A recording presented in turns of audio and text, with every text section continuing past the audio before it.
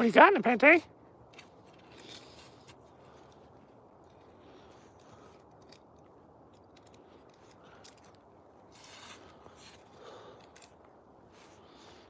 She's my predator.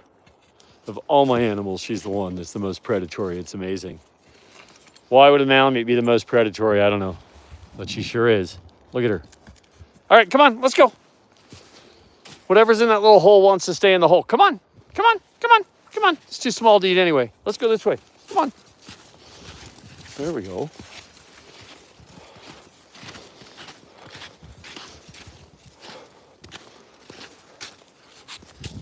Nepenthe, let's go this way.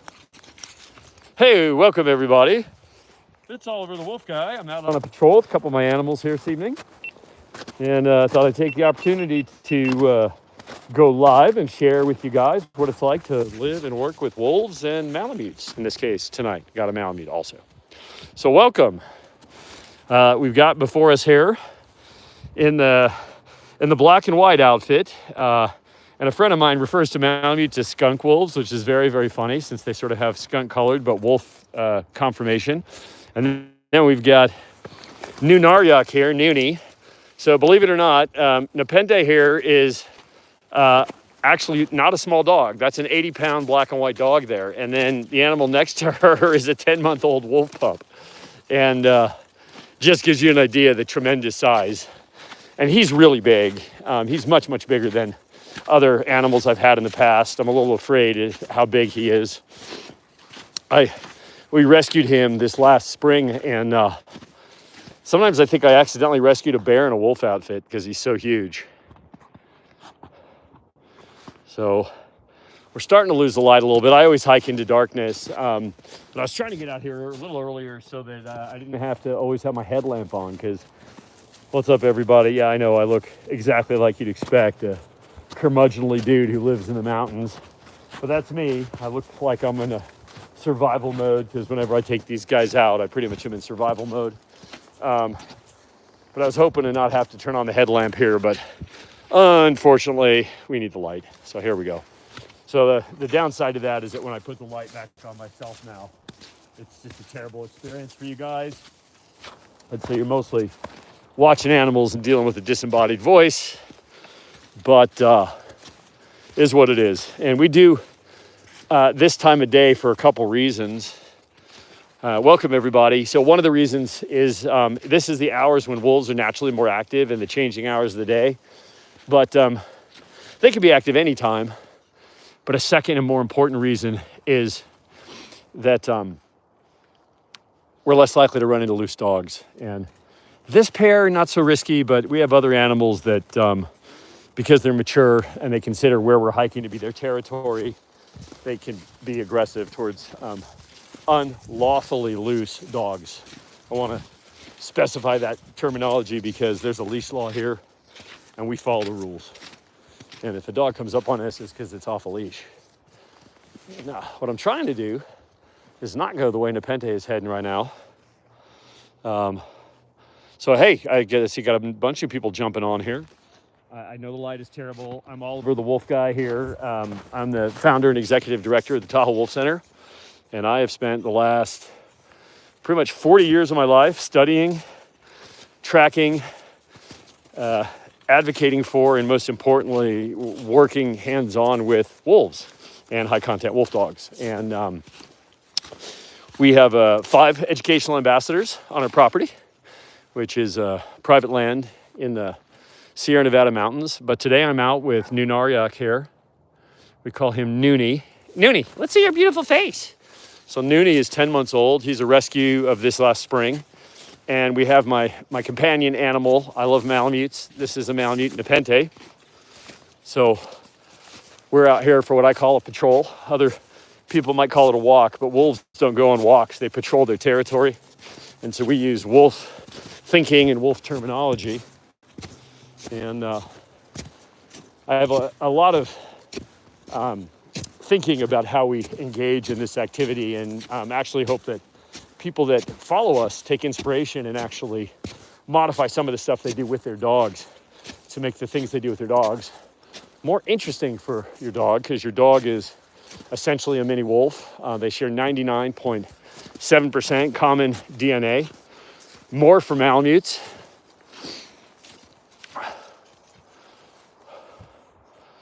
So if you guys have questions, please put them in the chat. And if you're feeling generous, you'll notice in the description of this live chat that there's a link.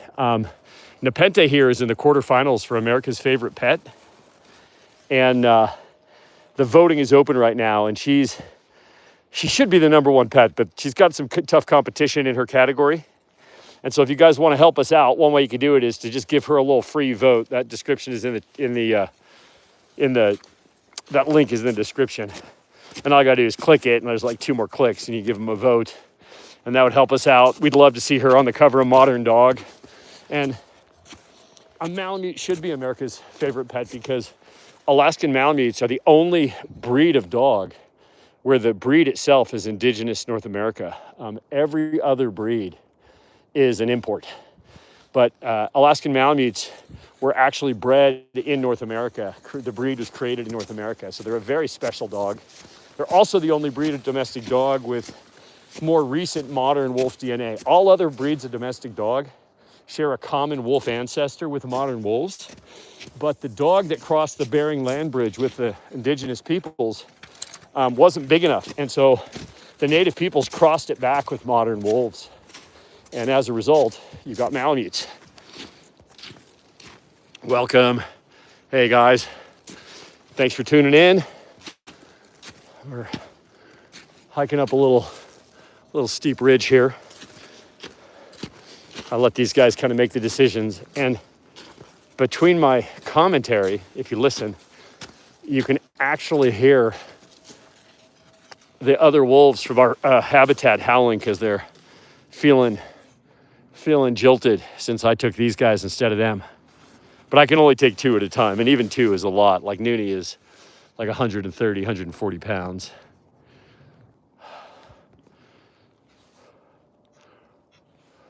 So if you got questions about what we do, anything about the animals, wow, and it's so funny to watch the numbers jump. Let me just do this real fast here. Hey everybody, I know it's dark now, but my headlamp is a problem. This is Oliver. I am the wolf guy. Sorry about the light. It's dark out here now. I am the founder and executive director. Oh my God, he is such a puppy. Of the Tahoe Wolf Center. And today I'm out here with Nunarjuaq, Noonie, and Nepenthe, my Malamute. Noonie is looking like he wants to go sledding on his back down the hill. These are both puppies. Nepenthe is just a year old, February 4th. And Noonie is like 10 months old. And yes, he's really that big. For perspective, Nepenthe is an 80-pound dog. So that just gives, like, she's the size of like a German Shepherd or like a Golden Retriever. And Noonie makes her look like a Shiba Inu.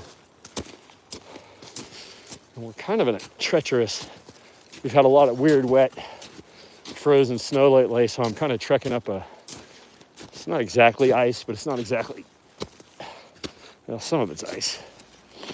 So I got to be a little mindful so I don't end up going backwards down the hill. Luckily, these guys are kind of pulling up the hill, which is a change. Often they're pulling downhill and not uphill. Oh. So I'm kind of kicking steps here. And I'm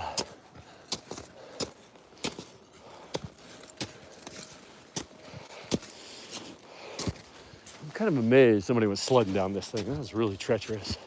That's why it's smooth like this here. I almost want to put on my spikes.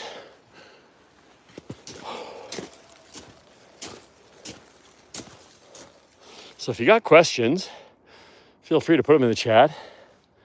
And if you see the chat description and you want to support Nepenthe for America's Favorite Pet, you could also just click that link and give her a vote. It's a tough competition. We're in the quarterfinals. It'd be really fun for us to have our dog on the cover of Modern Dog magazine because the wolves aren't eligible. They'd be DQ'd for, it's just another one of those things. But hold on, you guys. You guys are stuck. There. Thank you. Whew. Yes, I do consider myself to be one of the world's most extreme dog walkers. It's hard to see how steep that is, but it's probably 45 degrees, 40 degrees. And I'm kicking steps in with a 35-pound survival pack and attached at the waist to some very unpredictable animals. But at least we're not climbing up a waterfall yet. Although that could happen with these guys.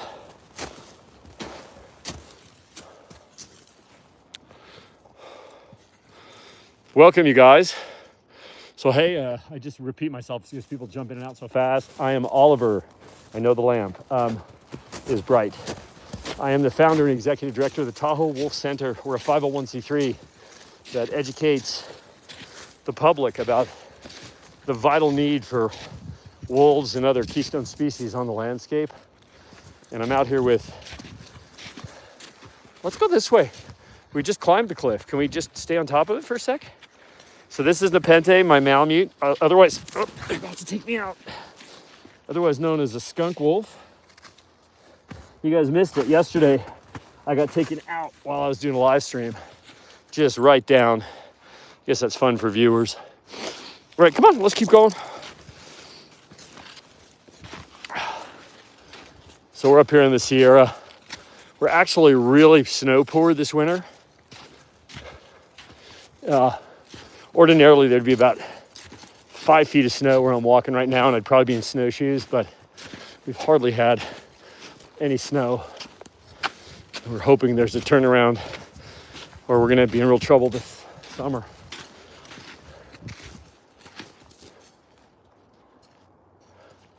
Sounds like my other animals are bickering on the, they're about a half a mile away as the crow flies. I can hear them.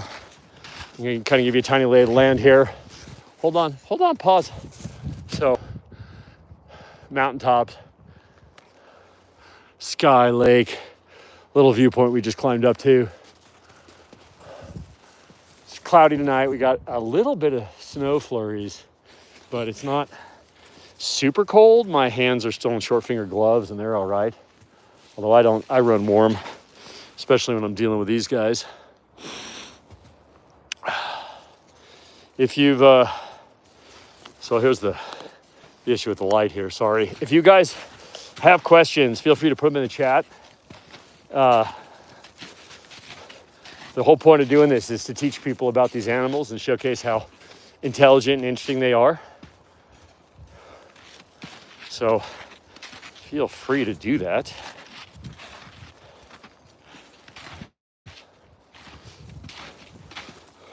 And I try to peek at the phone every so often. Obviously, I got to pay attention where my feet are going so I don't injure myself. It's pretty tricky to be out here when you're being pulled around by these guys. I'm going to flip the camera back around. It's just hard on the eyes to see that glare from the headlamp.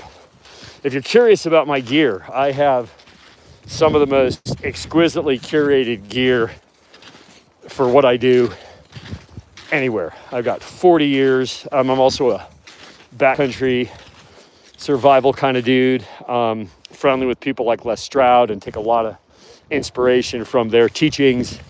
And the gear that I always try to think, what would Les say about my loadout? And I'd like for him to say it's as good as it gets. That's always my goal. So if you're an EDC kind of person and you want to know about my pack, my pants, my knives, how I manage the animals, put those in the comment and I'll try to get you an answer. I'm not beholden to any corporations. I choose my gear because it's what I need. Like, for example, today I'm wearing, these are a Kalen. Hey, you guys are pulling way too hard. That's a Kalen mountaineering boot, and the color is custom because I like that color green, so I stained them. Pants are made by Kuyu. These particular gloves are, they don't make them anymore, unfortunately. I bought a couple pairs. They're awesome. It's Mountain Hardware Dyneema belay gloves. They last forever, almost. I go through gloves. We got some unruly puppies here trying to tie. Ouch. So that's about 220 pounds of animal attached to me between the two. Nunarjuaq is a 10-month-old We rescued him this spring. Noonie is an Alaskan Malamute, otherwise known as a skunk wolf, and not because they're smelly, just because they're black and white. At least they're not usually smelly. And she weighs about 80 pounds. So if you've got a size comparison on them, come on, people, let's go this way. Come on, come on. And they're kind of react. Of course, it's amazing. They understand everything about the rope except for that they can't run right through me with it. Come on. Never Cry Wolf. Oh, yes, of course, Never Cry Wolf. Farley Moat is the author. And was it Richard Dreyfuss, I think, was the biologist? It was a charming, some creative license in the book and the movie for sure, but I loved it. One of my favorite scenes is when he's peeing all around to try to give the wolf a message about his territory. I do pee with my wolves. In fact, funny story. So one of the behaviors that wolves engage in, particularly the breeding pair of a wolf family, is that the male and the female, the breeding pair, will mark over each other's urine marks without scraping, and it's called a reinforcing scent post. And the funny thing is that my matriarch female seems to interpret she and I as that pair in the weird family group we have. And so when I pee, she will mark over it and reinforce it, which is interesting. But here's the funny part. So it was like 2 or 3 years ago. My wife calls me from the other room. She goes, "Hey, you need to come in here a sec." So I come in the bathroom. She's like, "It smells like pee in here." She said, "I think you're getting up in the night and you're peeing and missing the toilet." And I was like, "No, I'm not. I'm not doing that. We have a toilet nightlight. I'm fastidious. I'm not." And she goes, "Well, it smells like pee." And I said, "I agree. It smells like pee, but it doesn't smell like my pee. It smells like wolf pee." And she's like, "Yeah, you're just trying to throw the wolf under the bus." And I said, "No, I think our female who sleeps in the house sometimes is getting up in the night and she smells the bathroom and she goes in there and she reinforces my smell in the bathroom." And my wife says, "Yeah, sure, right, buddy." And no sooner had she said that than a Q-Tuck comes in the bathroom, lifts her leg, and pisses all over the toilet. I am sorry to hear that, Marie. That's a drag. So these are, one of them is Alaskan Malamute, and the other one is an ambassador wolf. No huskies here. They're much bigger. The Malamute's about 80 pounds, and this boy, Nunarjuaq, here is I haven't weighed him lately, but he's probably at least 130. And he's just 10 months old.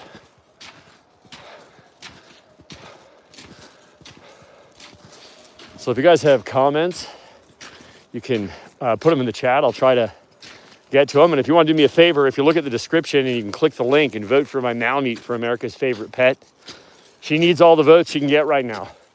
You can spend money to get more votes, and richer people than us are putting money behind dogs that shouldn't be America's favorite pet. So I need to rely on my community. So that's my ask. So, hey, Lee, no, we are not a breeder. We are a 501c3, the Tahoe Wolf Center, and we educate, just like this evening, where I'm out here on a patrol and happy to answer people's questions about the animals, their behaviors, what it's like to work with them hands-on, which I've been doing for 40 years now. Yeah, so I'm 57. I started cleaning wolf poo for other people when I was about 10.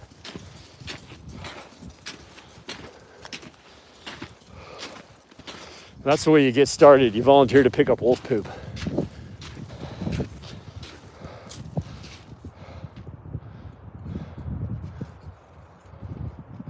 So for those of you just jumping in who wonder what the heck you're looking at, I'm going to give you a side shot here. I am Oliver the Wolf Guy. I'm the founder and executive director of the Tahoe Wolf Center. We are a 501c3, a nonprofit that advocates for, educates about, and does science on wolves. And our goal is to increase tolerance, facilitate greater understanding, and support recovery of wolves and all the available habitat suitable for them to return. And Right now we're out here with Nunarjuaq, this tawny colored animal. He's a 10-month-old ambassador wolf. And then we've got my Malamute, Nepenthe, who is a year-old Malamute. And for those of you trying to like get a gauge on the size, the black and white dog is 80-pound dog, so like the size of a German Shepherd or a Golden Retriever. And Noonie is bigger, a lot bigger. Oh, we got a little bit of weather moving in here. Feels like suddenly got pretty chilly up here. There's a couple of like quasi-abandoned cabins up here where I'm at right now. Triggering somebody's game camera. Probably that shows up on this camera as a bright light when it triggers. Do I have any favorites? Well, they're all my favorite. I tell every one of them, you're my favorite. They're so unique. Every one of my, hey, don't be. So this is one of the things I have to be very mindful of here, what he's doing. Hey, don't do that. So they can cleave through a rope like this. Do not, hey, don't be great. You're gonna see some behavior here. They can cleave through a rope like this in moments. I do carry aircraft cables in my backpack, 16-foot, quarter-inch steel cables. This is not the Hansel and Gretel woods. This is actually near the Donner Party woods where they ate each other. Don't need any wicked witches for there to be mystery and misery in these woods. People die out here all the time. This is a mild winter, but 2 years ago, we had 700 inches of snow where I'm standing. The snow was not quite to the lines up there, but it was. I touched the lines if I was on top of the snow. You'd never seen anything like it in your life. It looked like something out of Game of Thrones. Oh, I know. Oh my God, you guys. What am I going to say, right? I mean, I don't understand how we let this happen or how we're continuing to let it happen. Our leaders are failing us. I try not to be political, but I care about the environment, and it looks like there are going to be grievous environmental consequences, which is just alternately heartbreaking and depressing for me. And wolves are a political scapegoat. Like, there's no science at all about the agenda to exterminate wolves again.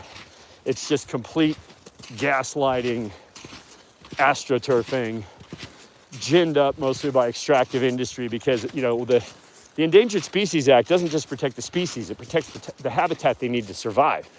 And so if you can get rid of the species, you can go in there and you can log and mine and drill and whatever you want to do.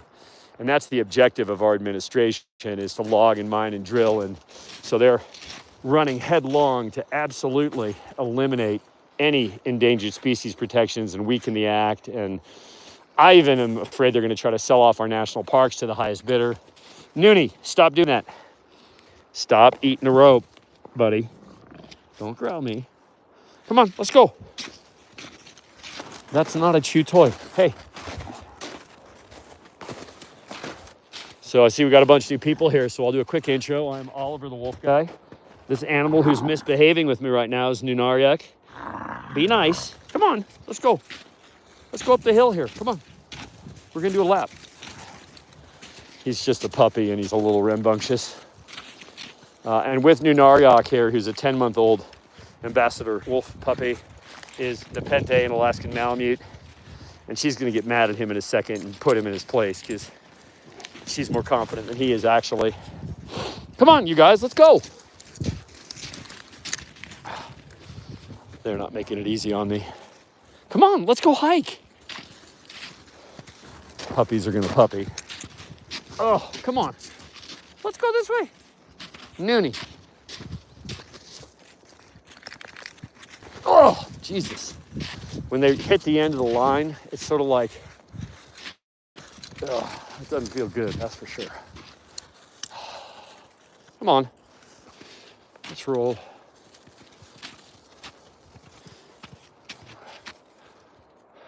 Indeed, wolves, I mean, and right now, actually, probably even more important than their pivotal role in Yellowstone is that in the United States, we are facing an unbelievable crisis that people aren't talking about. Noonie. I don't know why he's got it in his head to chew this thing tonight, but it's problematic for me. I don't want to have to switch them out to a cable because they're really hard to handle. Hey, I'm going to growl you. That's how I talk to them. I'm going to growl you. There you go. Don't make me growl at you. Come on, let's go.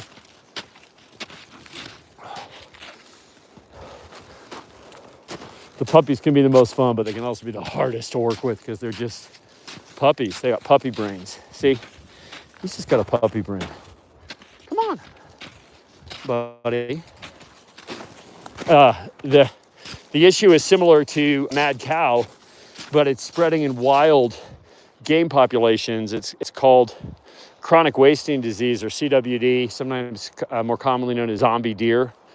And research shows that the only thing that slows the spread of it is predation by opportunistic predators like wolves, particularly wolves. And it's becoming endemic. There's starting to be evidence that it can be transmitted to humans through consumption of infected meat. And the epidemiologists who I communicate with agree with my supposition that if it goes unchecked, it'll actually jump into domestic beef and it will devastate the industry, which they're kind of asking for it, but doesn't mean that would be a good thing for the planet to have beef corrupted. So yeah, I could go on about that for quite a long time. And I believe what? Cowgirl. What is it I believe? Sorry?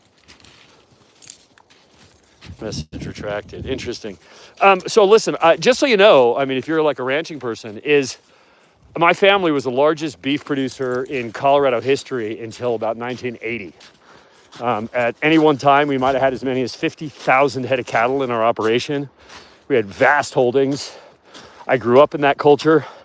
I don't despise that culture by any means. But the metastasization of that culture into what I see now does not resemble my cowboy granddad or uncles, or what we believed or did. I believe there was a land ethic that's absent now in large part, and that it's mostly just hobbyists, wealthy hobbyists who are capitalizing on tax loopholes, and there's going to be consequences.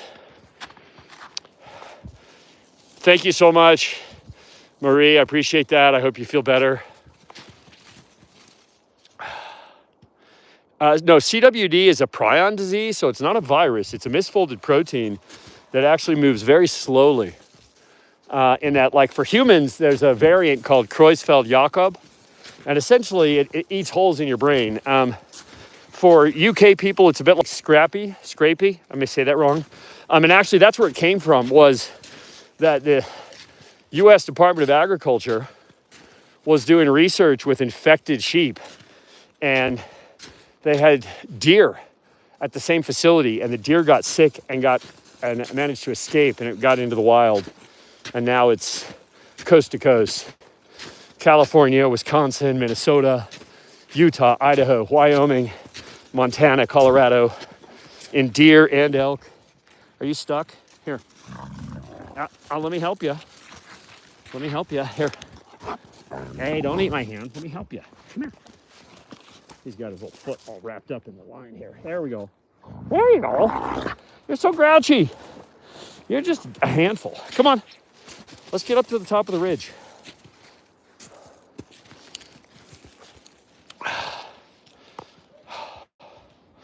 Nightmare, yes.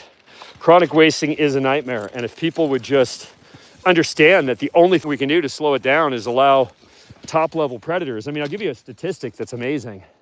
Come on, let's go. Is that in Wisconsin, where it is really an epidemic. Come on, stop chewing that. Sorry, I heard some animals. Want to make sure it's not ours. All right, come on, let's hit the ridge line. Let's go. And then we'll cut back. Come on, Noonie. He heard it too. Come on, let's go. Bear with me a sec here. I gotta play with my line. I like to keep the puppy a little closer to me. So, sorry, I know the phone is doing some crazy crap here. Can't do this with one hand. Oh, we got an owl. I have a lot of wildlife out here at night. That's a great horned owl hooting in the dark. Oh. So in Wisconsin, the counties where there's a little or no wolf population, in fact, infection rates based on surveillance of hunter and winter kill is 73%. And in counties where the wolf population is substantial, infection rate is under 24%. And that's the only difference in those counties. And so it just shows you the incredible role that opportunistic predators that can identify ailing animals way before they're symptomatic to people, and as a result, preventing that transmission to healthy animals over time.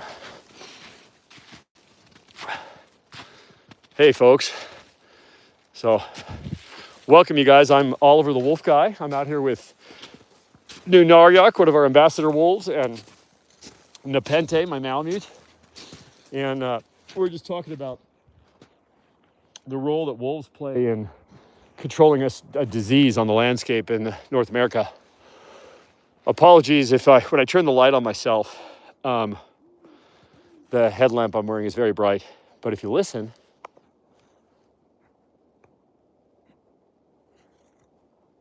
there's a great horned owl here that's hooting intermittently.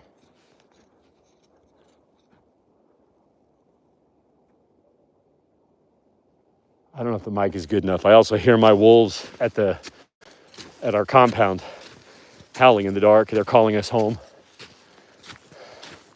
And these tracks here are fresh coyote. We're probably just a few minutes behind that coyote. And there's the owl. Owls are one of the few birds that makes calls at night. Most birds roost at night, but of course owls they're nocturnal hunters primarily.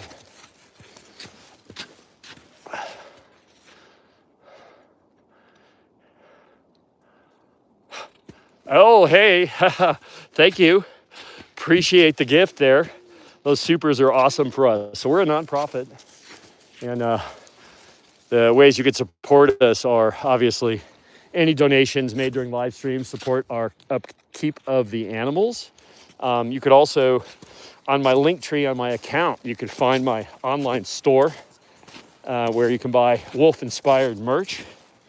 And maybe most important for me, because there's such a big reward in my opinion for the consumer, is I have a book, The Wolf Lover's Guide to Raising Dogs. That link is also available to Amazon and also to books.by, depending upon if you want to buy from Amazon or not. And here we are at a semi-derelict water tank here that we pass on our little missions every evening.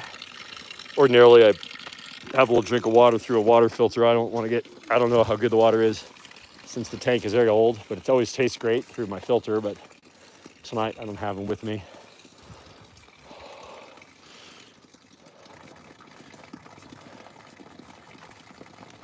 Thank you. Appreciate it. Welcome, you guys.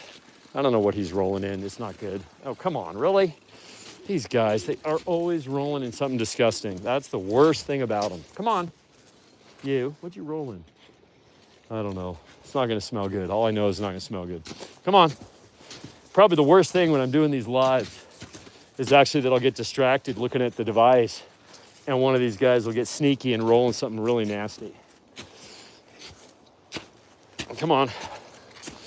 And then we get to call them shithead wolves, because usually it's shit on their heads. Come on, let's go. Let's go up here.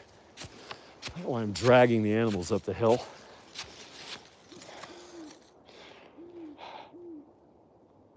There's the owl. Thank you guys so much. I'm going to listen to Wolves Still Cry by Lawrence Rothman. I don't think I've heard of that. I'm going to have to check it out. Wolves Still Cry. There's a book called Cry Wolf. My favorite is it's not a fiction. It's called Among Wolves by Gordon Haber. Probably my favorite wolf biologist of all time because of his deep understanding of the family dynamic of wolves, how important it is. And I've been living that firsthand now for a very long time. I am actually working on a fiction, a wolf-inspired fiction about a wildlife biologist. Actually, I've got two. One is sort of a young biologist and his trajectory into fame and infamy. And then there's another one which is sort of like John Wick getting revenge on people that are bad to animals, called The Reckoning. When I get to it, I'll put a link to my Substack because I'm excerpting some of that a chapter at a time for people. So if you want to read my fiction, my current book that's out, I actually have two books out. The first book, and the most important, is The Wolf Lover's Guide to Raising Dogs. And that synthesizes 40 years of my life working with these animals and actionable things you can do to give your dog a better life.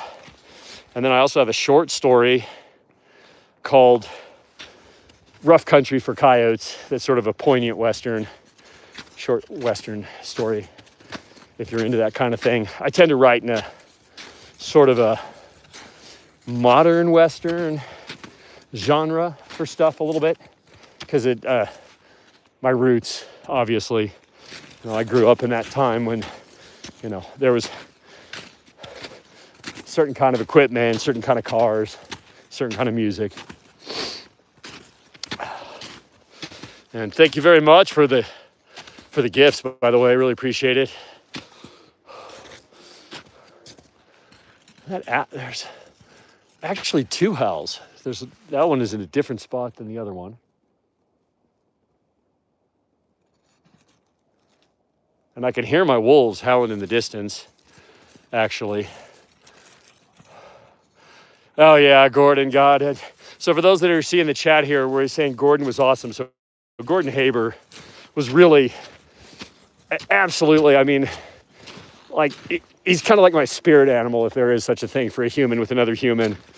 I'm a big believer in observational biology, which means you get out in the woods and you sit on your ass and you watch what happens. And you don't fly over and put collars and sit behind a computer and collect data. You write in a notebook. And Haber was the king of sitting in miserable places and writing in a notebook until his airplane fell out of the sky. And there's some supposition that the plane was compromised by a guy who really hated Gordon and his wolves that he was studying. And that happened in 2009. It was a great tragedy for the community. Come on, people. These guys are so tricky to hike when they get like this where they're bouncing.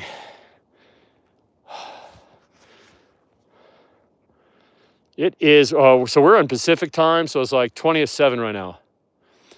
Oh, so the gray is completely, I got a funny story about the gray Daniel.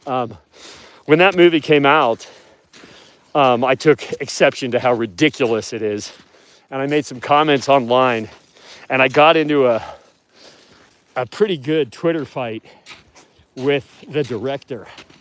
And it ended up being really embarrassing for him because at the time, part of my work was in technology and I was a journalist. And I knew how to use these platforms in ways that a movie director just did not. And at the end, there was so much attention on what he was saying that he called me a Nazi, which is ironic since I'm a Russian Jew by ethnicity. And at that point, the media critic for the New York Times, a guy named Gavin Polone, weighed in on the conversation and said, when they're calling you a Nazi, you know they've lost the argument. And then I went on to use that whole incident as an educational seminar I did about social media for NYU, Syracuse. I was a guest teaching there. So yeah, he got pretty embarrassed there. And then when he realized that he'd made this mistake in engaging with me and saying he had done more for wolves with his movie than I had done in my entire life, you should at least know who you're arguing with before you pick a public fight. And then he deleted every single thing and blocked me, which, was in and of itself another interesting piece of evidence for what, failing the argument. People, let me stop here. Hold on, people. People love these gigantic pine cones. I don't know what it is. I think it's just because they're unusual they're common here. But 11.5 XL mountaineering boot. Just for those that are wondering. All right, this is super trash. Don't pull me. So we're in a weird, come on. We're in a weird snowfall here because it's very wet and now it's cold. So the snow is freezing into ice. Hey, and I don't want them to drag me down a cliff over there. There are some little cliffs in the dark. I want to stay where, oh, Jesus. When Noonie hits the end of this rope, it's sort of like a small tractor that's unpredictable. Right, I know it did. I mean, luckily, I think it was so hyperbolic and stupid that people, Jaws, at least for the uninitiated, was, at the time we just had nothing that was redeeming in our knowledge base about sharks. And, it got you afraid to go in the swimming pool. But at least to the gray, there was good science and counter argument. And, people like me fighting a good fight to tell people, hey, come on, really. And now, just so you know, I am currently workshopping a talk. Are the wolves cuddly? To me and my wife, they are amazingly cuddly. To the point where you have to worry about like breaking teeth because they jump up to get in your face and their heads are like bricks and their teeth are 10x harder than human teeth. But yeah, I mean, they're pretty cuddly. They're pretty cuddly. I could scratch him on the butt for an hour and he'll sit there because he really likes a butt scratch. Oh, that feels so good. It feels so good. Yes. To me, they're cuddly. But don't confuse that with being a good pet. They are horrible pets. They will ruin your house. They will get you in trouble with your county, your city, your neighbor, the authorities. It's very, very specialized what we do. I like to tell people that, dogs are pets, wolves are a lifestyle. Dogs have owners, wolves have staff. Are the sort of the distinguishing characteristics. Your whole life has to revolve around it to do a good job. My wife and I have been married 23 years. We've never been on an airplane together because one of us is always on the property with the animals. There's no dog sitter. There's no kennel. There's no doggy daycare. There's you and your animals. And if you're lucky, maybe there's somebody in your world that is competent and the animals like enough that you could take a day off. But I like to say I haven't had a day off in 40 years.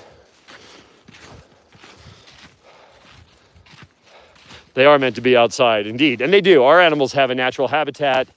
Our old lady is 14, and it's better for her to stay warm at night, even though she's Arctic. She has a little arthritis. And so she'll come in at night.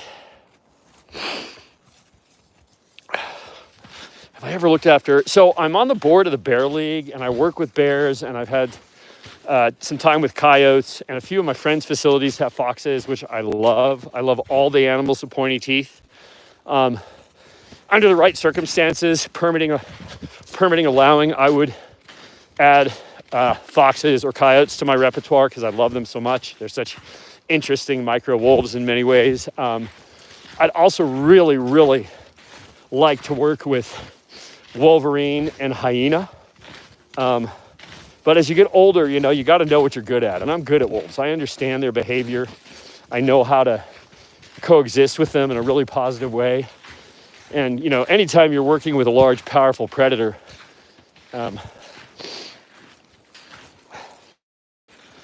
you run the risk. I've been very seriously injured in my past by an animal I made a mistake with.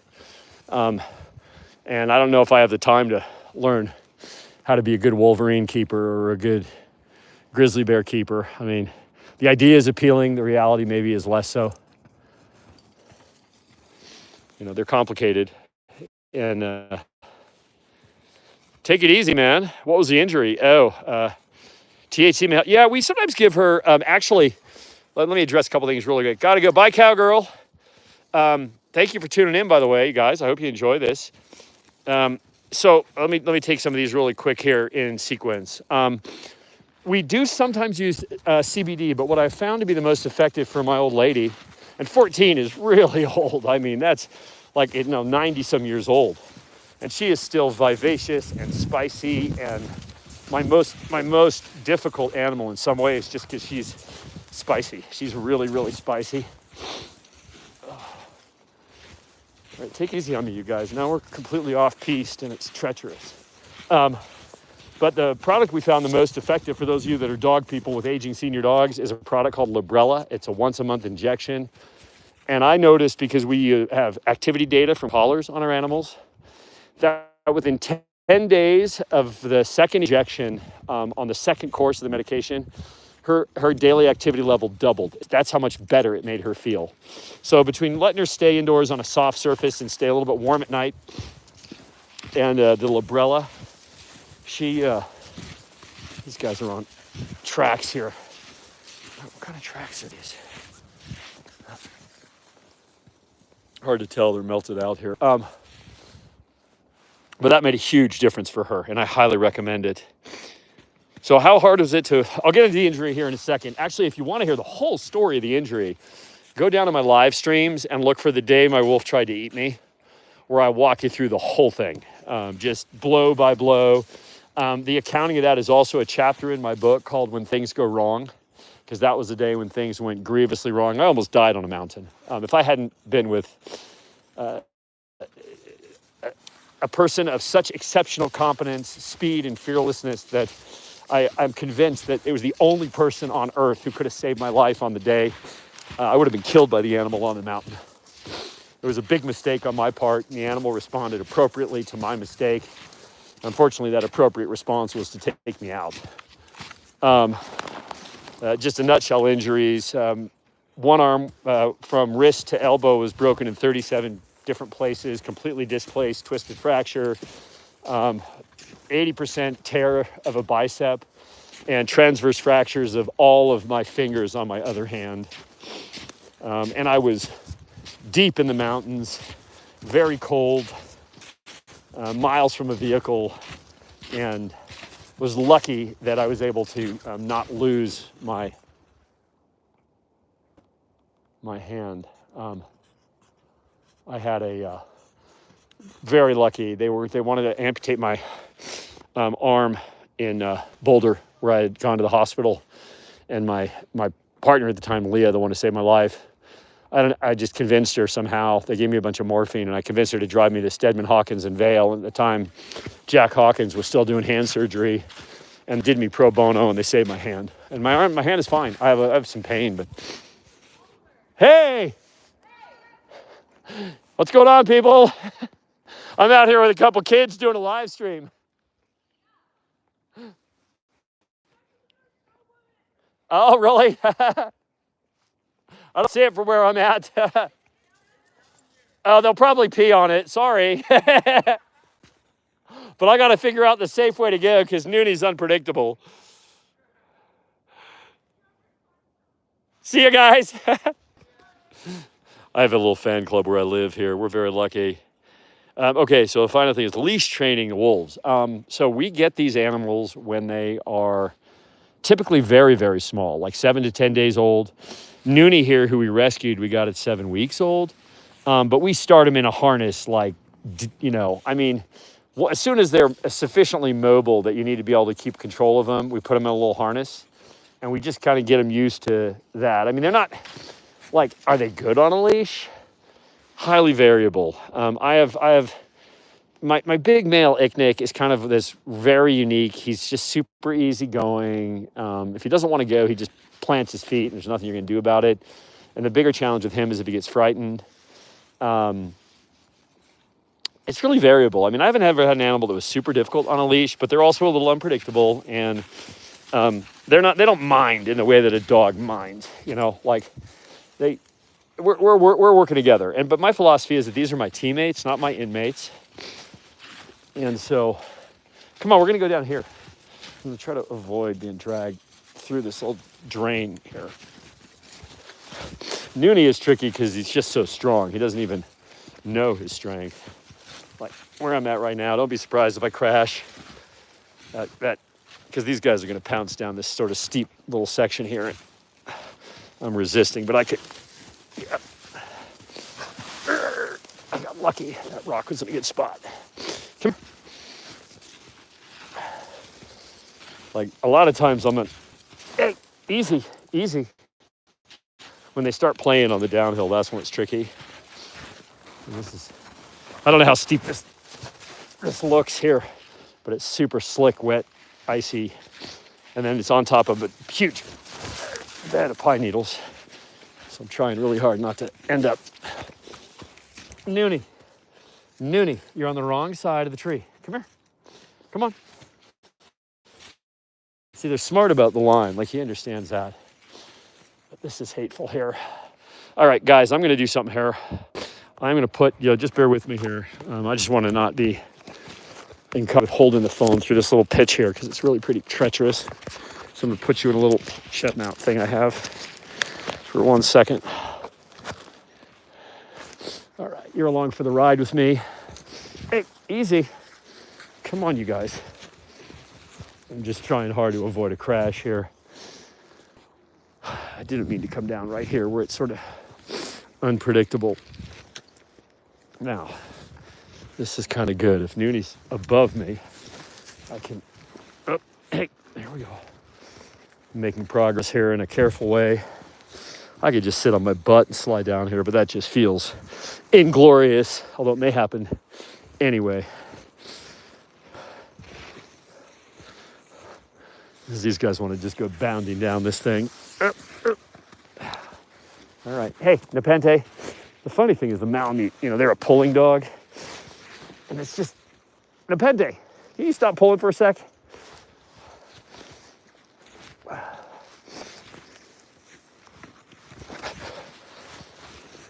I'd be way better off in show shoes or spikes on this right here. They got themselves bound up though, which is kind of handy. There we go. Here we are almost out of the treacherous zone here. Okay, into the flatlands. And now we're back. My home is kind of near a ski resort, and there's a bunch of vacation cabins here, some of which are permanently occupied and others which are empty. Let me get this back out of my pocket here. So hey, everybody, this is all for those of you that may have just jumped on the stream here. I'm the founder and executive director of the Tahoe Wolf Center. We're a 501c3 that advocates for wolf recovery and teaches people why it should happen. Out here today with my Malamute, Nepenthe, with the curly tail. She's a year-old Alaskan Malamute, weighs about 80 pounds. And this is Nunarjuaq, or Noonie, we call him. Noonie is a ambassador animal that we rescued this spring. He is 10 months old and probably weighs at least 130 pounds. On his way to maybe 160 based on his current size and how much longer these guys usually grow. He's from a population that has very big animals. We're out here on a patrol. I take all my animals out as often as I can, which means a couple animals a day, every day, pretty much year round. It's what we do. Their habitat is a large natural habitat that meets AZA standards for biological appropriateness for the species. But even so, I believe that the most critical thing I can do for their enrichment is to allow them to explore a larger area. And so that's what I'm doing, is taking them out. And I'm, to my knowledge, hey, Colleen, this is one of my big supporters in my life. Thank you so much. You still got to come out here and meet Noonie for many years, and has been incredibly important in my work. And so I'm super grateful to her for her help and her friendship. Thank you. Thank you. Me with my bright headlamp here. And let's see, do I have more? No, so we actually have 5 of the wolves and 1 Malamute. So we've got Noonie here is our youngin'. I have 2 subadult females that will be 2 in April. Sunny and Mooney. Their actual names are Sikkenik, which means sun, and Takik, which means moon. So Sunny and Mooney. And then I've got Icknick, that means fireball or meteor. He's my mature male. He's going to be 6 in May. And then I've got our matriarch Akutak, which means ice cream in Yupik. It's a different language. And Akutak is an Arctic subspecies, where everybody else is your traditional, like, Canadian gray subspecies. We used to have a lot more subspecies before DNA, when we used to categorize them a lot more finely. For example, under the old categorization, it was largely driven by region.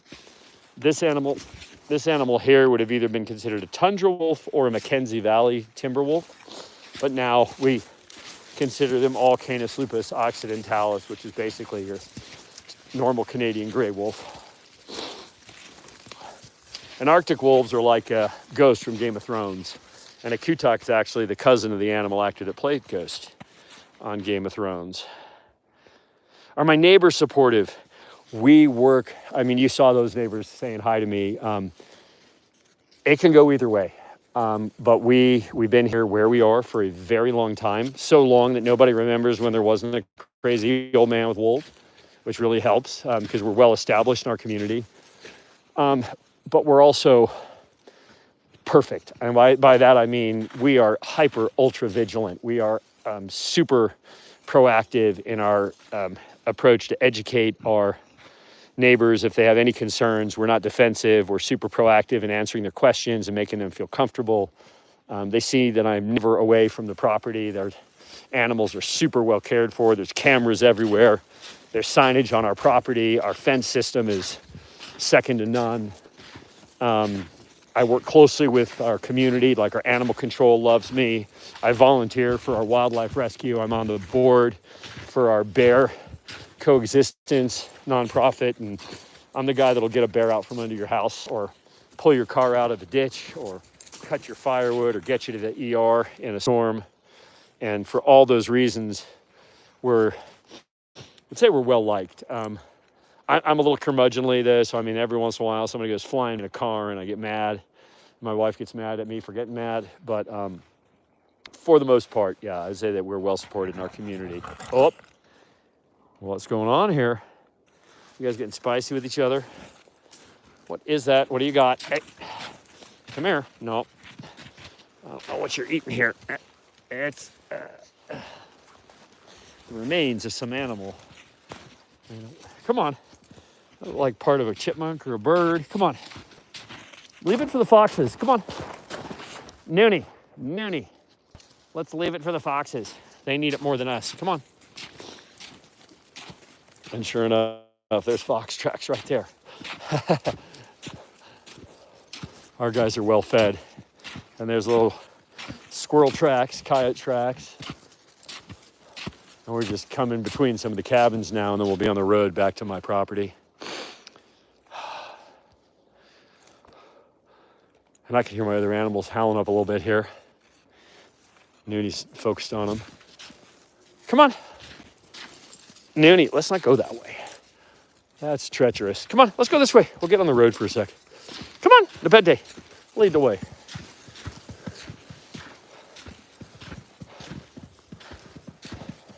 Something was bounding. Wow, those are big steps.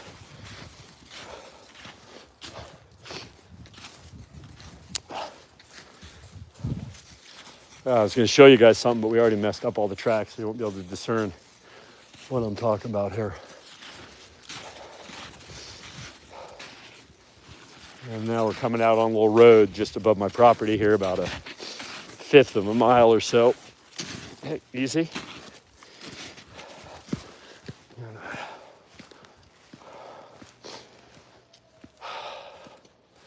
I don't know if you guys can hear the howling. Luckily, our neighbors tend to like the howling. Like everyone's like, right now it's breeding season, so the boys and the girls are separate. And as a result, there's a lot more like late night howling. Is like the boys like, I'm so lonely. Yeah, I want my girlfriend. And then everybody else is responding. Got a car here. I gotta pause. There we go. Noonie, where do you think you're going? Turn around here. He's on the wrong side of me. Right. Come on. Oh, now you're going to hear the howling. Thank you so much, Daniel. Appreciate that. Really appreciate that. By the way, for those of you that want to support us, one of the direct ways, obviously, is to join the channel as a paying subscriber. And some of the bennies that are a little unclear is if you send me your address, the first thing I'll do is put in the mail to you a very wolfy gift that is absolutely unique. That's first. Secondly, you can send me a request and I will upload to a personal Dropbox just for you high resolution images of the animals of your choice. And those are like, we're talking about like, each TIFF file is like 20 meg, so they're suitable to blow up big and frame if you want to. Thank you very much. So yeah, those are a few of the things that you can do if you want to support my efforts and keep the content coming. Always happy to have new supporters in that way. And of course, for people that want something a little more tangible, my book, The Wolf Lover's Guide to Raising Dogs, on Kindle and paperback at Amazon and books.by, Oliver Starr author. And then we have oliverthewolfguy.com, which is my merch. And we're just getting started there, but I have some really cute stuff and the quality is exceptional. I use a company called Printful. I'm testing everything else before it goes in the market. And the hoodie I bought from them is my new favorite hoodie just because it's super toasty and really comfy. And the quality of the printing is very good. I think Colleen just got one of those. Did you get are you still here, Colleen? Did you get your hoodie yet? Let me know if you like it. And if you guys don't like something, you just email me and I'll make it right. So I'm kind of old school like that. Like you get my actual phone number, you can call me and tell me you're not happy and I'll sort it out for you. And you can see the party lights there. I have them on part of my fence line and just makes it easier for me to discern the fence in the dark. And I could see Icknick's bright white eyes here. Let me just pause and zoom. I think you'll be able to, where is he at? Oh, he just turned around. Oh, there he is. There's Icknick. See the face of the white eyes right there into the thing. It's a little hard with the camera, but we're going to get right up on it. They're going to be very happy to see their people. And then what I'm going to do is I'm going to put the phone in the holster here so I can unleash the animals. And then I'll let you see everybody for a sec here on both sides of the habitat as we finish off our patrol for the evening. Noonie, we got to go home now. Come on. And all right, come on, let's go.